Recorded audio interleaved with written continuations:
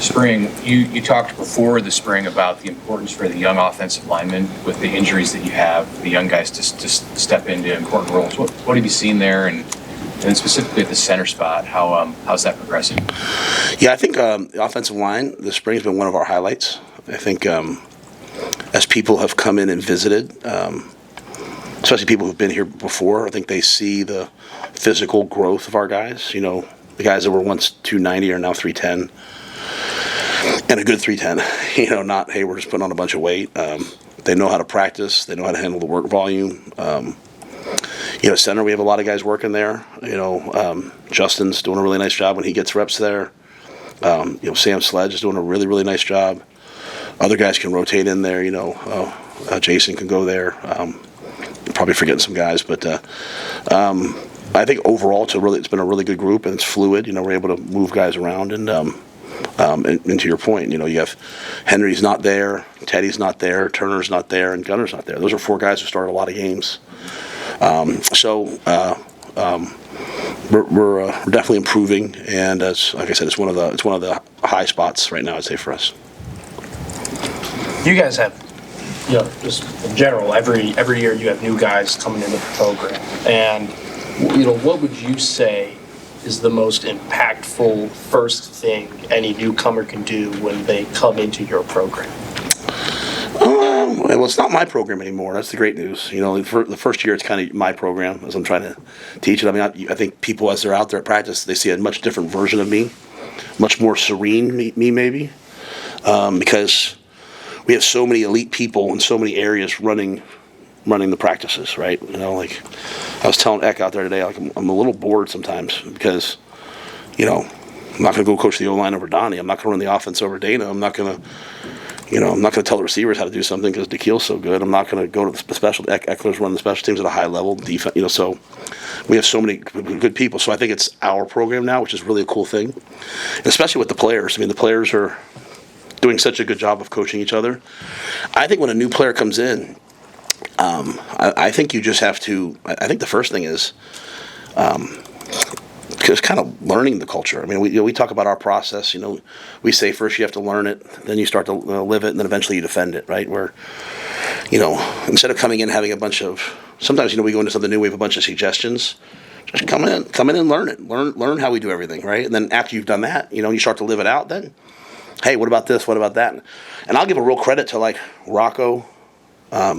Dane, some of these guys have come from, you know, really successful careers and really successful programs, and Rocco, you know, I mean, Rocco just, you know, played for a national championship, coming from a great program, and he hasn't come in and said, well, you know, we should do this, and this. He's come in and just kind of adapted. If he has a question, he'll say, hey, coach, you know, you want me to do this? Can you tell me why you want me to do this? Which I love, and then when he does have, you know, hey, what about this? It's great. It gives great feedback. So I think the best thing you can do when you come in somewhere new is just learn. You know, I tell our young coaches a story. Like when I went to the Giants as an assistant coach, and you might not believe this, but I'm a very opinionated person. I have a lot of ideas. I first went to the Giants. I was like, you know, and I'd worked with, you know, some of the people there before. I was like, you know what? I'm going to not say a word for the first 6 months. I mean, they could be sitting in a meeting and they could be talking about something that I knew the answer to 100 times, and I was just going to sit there and keep my mouth shut. And then after about 6 months, I was like, okay, now for the next 2 months, or whatever it was, you know, I'm going to only speak when spoken to and answer questions if I know, you know. And I think it's really important so that you don't come in and be someone that when you talk, everyone's annoyed with. And then after I had kind of earned my stripes, and if I had something to say, I said it. And I've liked that approach from all the staff coming in. I've liked that approach from all the players coming in. They've all done a really nice job of just, hey, how do we do this? How do we do that? And then, you know, they add a lot of value now. The other day, Graham Stad was talking about his work on the scout team last year, and even that, like, Makai and Quinn is doing well there, and the importance they took in that. Have you seen some guys grow from that and take that into the spring, that what they got out of that last year? Yeah, well, I think you know, the old days of playing football, where, you know, you went somewhere and you redshirted and you got on the scout team and got your face beat in, and then eventually you learned to fight back, and then, you know, fight back into football, and then you progressed. You know, some people want to skip that part now. They'd rather go down a level to playing. I think there's nothing better than playing against good players. I mean, if you're if you're, Mekhi Nelson and you're running through, last year we were top 25 defense. You're running through a top 25 defense every day, and you're having explosive plays and making plays. It only makes you better. So, I think there's a lot of guys who have been through that process, and then we try to do. Sometimes our twos go over and they take scout reps when we get into the season. So we try to rotate it in a unique way. I honestly think there's not a player right now that's really lagging behind. There's not a lot of players. I'm sure there's some that wish they could do better. I think a lot of our guys have been through this process. They've been with us for a couple of years. They were on the scout team. They're bigger, faster, stronger than they've ever been, and they're competitive. So the scout team, I think, it's one of the best things that can ever happen to you if you want to be a great player. And you mentioned Mekhi. I think Mekhi's doing a really nice job. Quentin's been on the scout team for really 2 years waiting for his turn. I've talked about how much I feel about him. I think Dana mentioned him the other day. I think Quentin's going to be a really good player for us. So, Do you see it as having a particular abundance at Jack linebacker, where you have McCullough and McGahee seem to be two pretty high potential, high-end guys? I know you have others there, but those two in particular, how do they play off of each other? Yeah, I mean, we're not married to I'm not married to how it has to be, one or the other. I mean, I want the best 11 guys on the field. So, we think we had some dime stuff. We were running today. We were 4 down, and the 4 best rushers are going to be out there. And Willis has a ton of ability. He's really made a lot of strides. I know this: if you put him in the game, he's going to make some plays, and so he's really growing in his consistency. And his DeShon is, obviously he's played a lot of different positions in college, and he's kind of trying to settle into this. So I'm excited about both of them. I think both of them can help us in a myriad of ways. I also think V9 can come off the edge. I think Javen can come off the edge. So I would really like our defensive staff to push a positionless mindset of hey, who are the guys that can affect the game? And I'd like to have different packages. I think when we got to the bowl game, whereas Coach White was more of a, hey, this is kind of our deal, 3-3-5, and I think he did a great job. I thought Tony did a great job of adapting to, hey, some more packages as we played. And then I think John continued that. So, I want guys to, hey, I'm a starter on the dime, I'm a starter on the nickel, I'm a starter in the joker pack. So we have a lot of different packages we can play, and we need to have pass rush. And so those guys both can do it, as can others. With DeShon Singleton, just how have you seen him attack this spring, especially knowing that this upcoming season wasn't necessarily promised for him in football? Yeah, I think the thing with DeShon, I don't know if have I ever talked about DeShon's decision before. I don't know if I've ever talked to you guys about that. I was like, go to the pros, and then when this kind of happened, I was like, hey, if you want to come back, I think he saw what happened to Ty and the growth Ty had. And so him and I, we went over to Early Bird and sat and just had breakfast. And I was like, what do you think? And he was like, what do you think? And last thing, I want to just give a guy bad advice. I mean, I'm not going to talk a young man into come back and playing for us if it's not the best thing for him, right? So I said, well, why wouldn't you just go to the pros? And his point was so poignant. He went to junior college, came here. Now, I don't know what happened when he came here. I wasn't here, right? So then didn't play a ton, I don't think, that year. And then had an off season with us, but then got hurt after 4 games, and then had no off season last year. So that 4-game injury, we thought he was going to be back 5 weeks later. We practiced him for a day, and he got re-hurt, and he didn't come back till the summer. So he's really never had a true spring and off season with us. So I think for him, I think scouts really liked size, all his traits: size, length, speed. Excuse me, I don't know what's wrong, physicality. And I see him now working, to improve in man, working to just continue to be a better blitzer, a better tackler. So he just hasn't had, we talk about our process a lot. He spent a lot of time in the training room. He hasn't had a lot of time to kind of truly be in that. And so, he's taking advantage of the reps out there. I think he's going to be shot out of a cannon this year. I think he'll make the same kind of jump that Ty made. I mean, there's just time on task, and so I think he had a really good mindset about attacking it. And we have a lot of guys who played a lot of reps in the secondary, and I think they're trying to come together. And then we have some really promising guys behind them or with them that can supplement them, and he's one of them. At this point in spring, are you seeing progress special teams wise, or what can you kind of see at this point in spring ball with the work you're doing there? Yeah, I mean, Tristan's, I think, had a really good spring so far. He had a good day today. John's been limited with a quad strain. Nico's done a nice job. We're not getting a bunch of full punt team reps. It's a lot more broken up into pods. I think you see a ton of guys. We have a big, fast, athletic team. And I think you see a lot of guys really buying into the way we're doing the special teams techniques. And I think Mike's doing a great job of teaching it. I think if you asked, if Susan got up here, if Wish got up here, if I got up here, most of us could, talk about all the techniques because he does it in a really systemized way. And so I can't say, it's all put together yet, but I see us really growing and developing in the system. And I see our guys bought into it, and I think our specialists, are doing a nice job. I think our snapping's coming along. So, we have Brett now full time, right? So we didn't have Brett last year, now we have him this year. So, just a real step in the right direction. You're 7 practices in, halfway. Has there been any revelations? Anything that surprised you about your team? No, I expect us to be pretty good. I think we have a good team. I expect us to be good. So,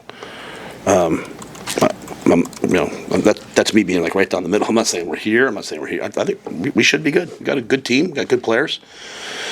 Guys have been around a while. We return a quarterback, who's played. We got, a bunch of guys who played. So I expect us to be pretty good. So I think we're right where I thought we'd be. Like I said, there's I think I haven't really been around you guys, but if I'm around you, I think you'd just sense like a kind of a calm, serene, like, hey, we're doing what we're supposed to do. The first 2 years have been a lot of work, and a lot of work not by me, by a lot of people. And I think a lot of that work has come into fruition. Like the amount of things that we were having to do are less and less and less, and I think that allows our focus then to be on the players. And I think the players are minimizing the other distractions, class and all that stuff, and they're just kind of doing a nice job of focusing on football. We have areas that we have to improve upon. We have areas, and when I say improve upon, we have a lot of young players. I have to see how they play, but I think we're doing a really nice job. I think the players are doing a really nice job. So it's about where I thought it should be. It's where it should be, and it's about where I thought it would be. You kind of alluded to it, but you have a very different coaching staff this year compared to last year. How have you seen your, just coaching style or just coaching in general, especially at practice, evolve from last year to this year? No, I think it's always been like this for me heading into like year 3. It's like I said, it's been the same continuum everywhere because I'm probably to a fault, but obviously to a fault. I'm very particular about I want to build something that's built to last and built the right way. So we spend a lot of time on things that most people don't care about, or some people might not care about. But I used to walk out of practice and yell and scream about, get the people off the field and da-da-da-da. Now I'm not doing that because everyone's been there. Now they now know. The field has to be this. And so I love our staff. I liked our staff a lot last year. I think a lot of guys on our staff took a lot of heat for things that, that sometimes players had to play better, so our players are better. Our coaches are going to do a great job. And my job, I believe that, there's many roles of a leader. Like my job is to figure out where we need help and try to insert myself there. And so right now I'm spending probably more of my time recruiting and doing things like that than I am on the actual X's and O's because I know the X's and O's. I trust them.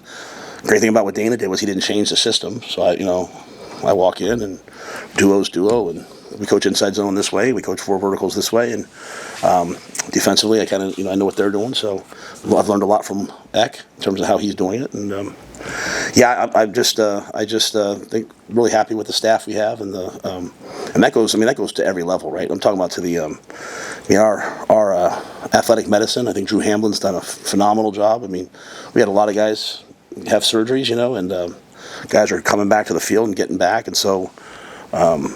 I'm really thrilled with the people that are in the building. The building's great, but I tell all the recruits it's the people in the building that really matter. And I think our our people are doing a nice job. Hey, a year ago during spring, you held out some of the veteran guys, some like scrimmages and things. Are you taking that approach this year with any of your returning veterans, or you maybe letting some younger guys take those reps because you know what you have in some of the older players? Yeah, I don't know that I mean, so on defense, we have so many guys that we're kind of already naturally having to do that to get everyone reps. I'm a big believer, like we do 3 groups, like if we're doing a team period, it's 1s, 2s, and 3s, where a lot of coaches come in, they're not used to that, they're used to like just 1s and 2s, but like we're 4 deep at some positions, and it's those guys I need to figure out, who they are and how they can help us. So we're naturally probably kind of doing that a little bit.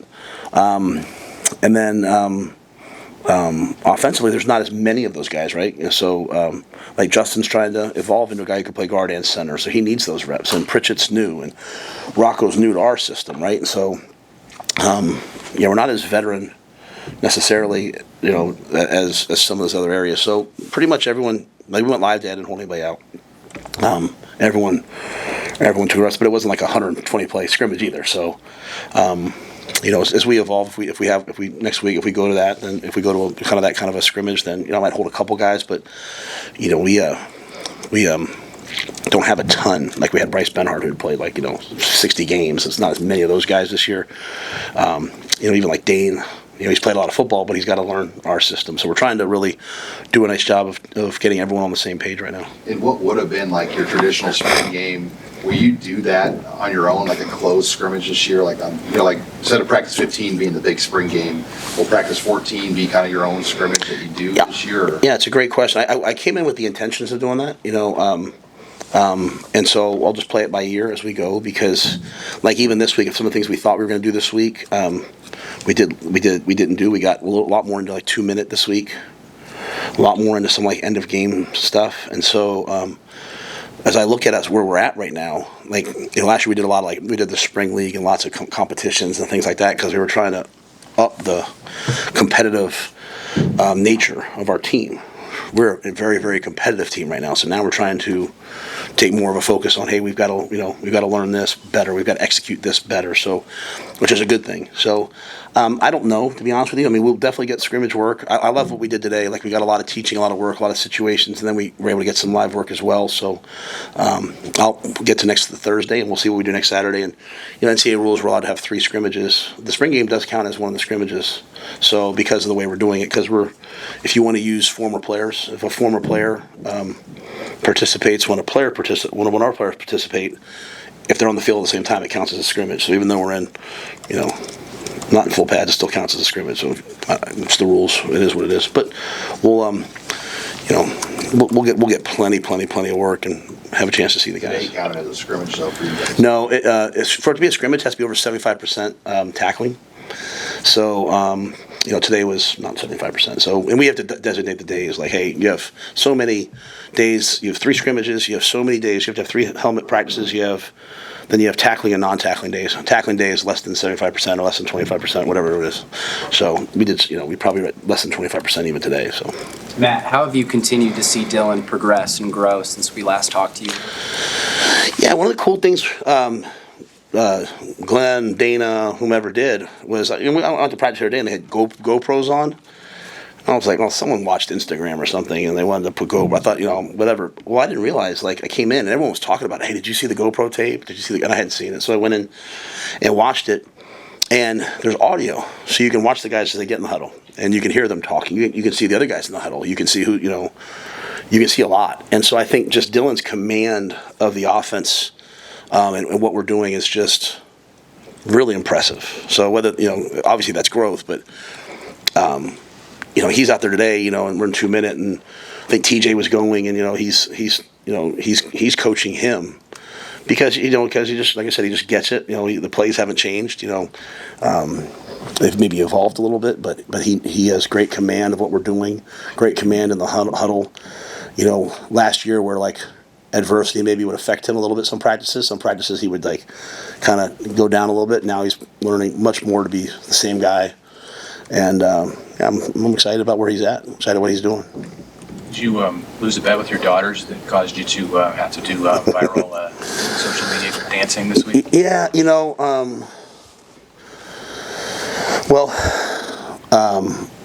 I walked on the training table, and Harper was like, Coach, we need to do a TikTok. And, Leona's like, Dad, you need to do a TikTok. And so I did a TikTok. And, my wife doesn't have any social media, right? And within 15 minutes, she was like, you did a TikTok? So that's how fast it went. And the players were like, they're losing their minds because they're like, you did it in the facility? And I said, no, the facility. I did it in the concourse, which is a public area. So I had to defend myself on that. And, so I don't know what to say. So I was cool with my daughters for a second. For a second, my daughter was like, that was really cool. And then I guess there was millions and millions of views. So my daughter thought it was really cool. And then I think she realized it was Harper, not me. But so I think I'm one and done though, I think. One and done. So and then I've had people walk up to me and say Coach, are you really going to do Dancing with the Stars? So, which I think I could do, honestly. Three takes. What's that? Three takes. So so Avery works in our office. I think it was 2. So maybe 3, because we did it. I had to figure out how to do it, and we did it. And then the second one, we did it, and I threw my hat at the end, and they're like, that was great. And I was like, I didn't realize how I could do all that. It was going to still go. So the third one, I was like, I got this. And then, so, the players making fun of me. They're like, you were terrible. But deep down in their hearts, they know. They know. Thanks. Anybody else? It's good to see everybody.